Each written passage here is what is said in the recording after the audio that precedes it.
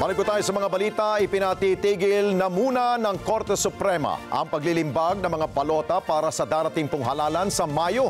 Ito matapos pigilan ng katasasang hukuman ang pag-disqualify ng Commission on Elections sa COMELEC sa ilang mga kandidato na idineklarang nuisance candidate. Kunin natin ang live report ni Madeline Villar Moratillo. Mads. Yes, Alex, sabi ng Commission on Elections na sa 6 na milyong balota ang nasayang. Kasunod nga yan ang inilabas na temporary restraining order ng Korte Suprema. Higit isang linggo pa lang mula nang simula ng Commission on Elections ang pag-imprenta ng mga balotang gagamitin para sa May 2025 national and local elections, pero simula kahapon, ipinatigil muna nila ito.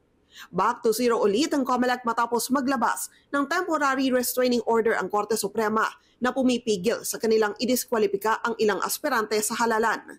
Kabilang dyan si Zubair Ginto Mustafa na kumakandidato sa pagkasenador at 4 na iba pa na tatakbo naman sa lokal na posisyon.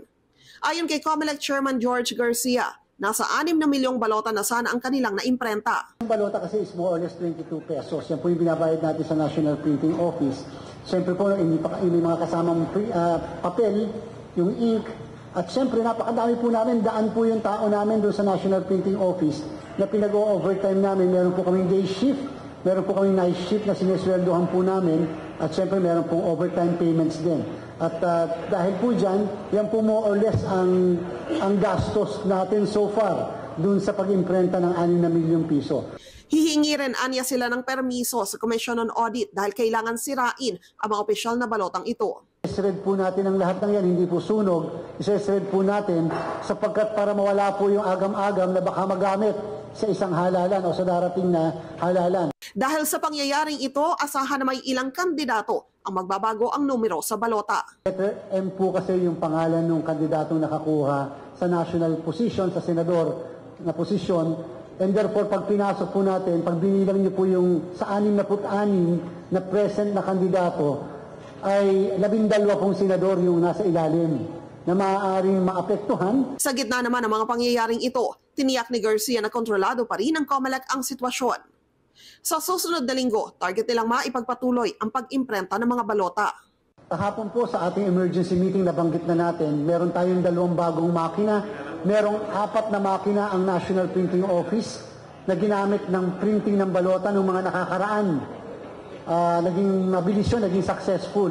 Ngayon po, pinag-iisipan na natin at maaaring i-recommenda ng inyong lingkod sa Commission and Bank na yung lahat ng makina ng NPO, kasama yung 4 at yung 2 na ginagamit sa kasalukuyan ay baka pwedeng magamit na. Pinapara-aral na rin natin sa Law Department ng Komisyon paano ang pwedeng gawin namin upang magamit namin yung 4 pa na makina ng NPO upang sabay-sabay na gumana ito. Sa kabila ng mga pangyayaring ito, tiniyak ni Garcia na tuloy ang automated election sa Mayo. We will proceed with the automated election. Yan po ang batas natin. Tiniyak ni Garcia na hanggang nitong weekend ay magdodoble kayod ang COMELEC para matapos nila pati yung ballot phase at masimulan na kaagad sa susunod na linggo yung muling pag-iimprenta ng mga balota. Balik sa inyo dyan, Alex. Okay, Mads, para malaman lang ng taong bayan kung magkano yung nasayang na pera dun sa 6 na milyong balota na nasayang, may binanggit ba si Chairman magkano yung parang nawala lang, parang bula?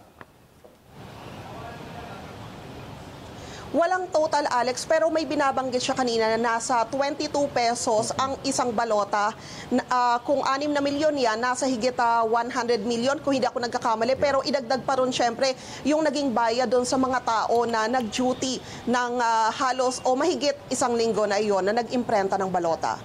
Siguro pag narinig ng ating mga kababayan yung ganong kalaking halaga, parang sabi siguro nila ngayon sa telebisyon, no?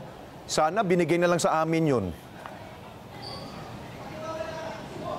Totoo, kaya nga ang sabi ngayon ng COMELEC, umaasa sila na sana huli na tong TRO na to na ilalabas ng Supreme Court. Dahil kung sakasakali na makapagsimula ulit sila ng pag-imprenta ng mga balota, tapos may ilalabas na panibagong TRO ang Supreme Court, marami na naman yung masasayang. Okay, panghuli, Mads, may nabanggit ba ang COMELEC with regards sa mga nag-withdraw tulad ni Mayor Chavit Singson ng Narvacan? Ayon na niya tumakbo as senator ano ba, ay, narinig ko dati, mananatili pa rin yung pangalan niya. Pero kung magre-reprint sila, ano ba, outright ba, tanggalin na yung pangalan niya doon?